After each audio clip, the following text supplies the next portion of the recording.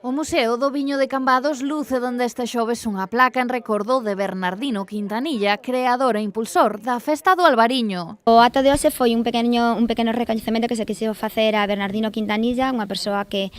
tivo moitísima implicación con Cambados. El naceu aquí no ano 1901 e a verdade foi un abogado que, segundo contan as fontes da época, era altruísta, era unha moi boa persoa, moi ben vista no pueblo e a pequena homenaxe que se lle facía hoxe era precisamente porque el foi ese creador ideólogo da festa máis importante que temos aquí, a festa gastronómica máis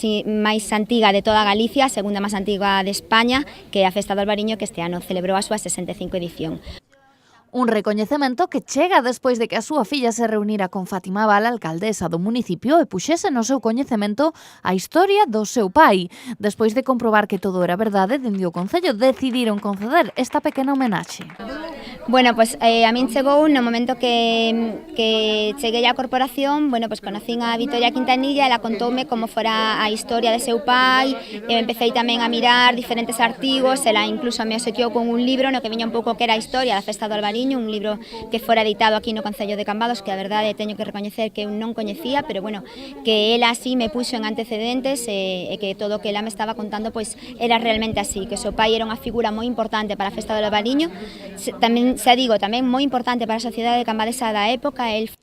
Quintanilla, ademais, foi fillo do alcalde de Cambados entre os anos 1923 e 1924. Arroupados por familiares e amigos, os membros da familia Quintanilla mostráronse agradecidos polo recoñecemento.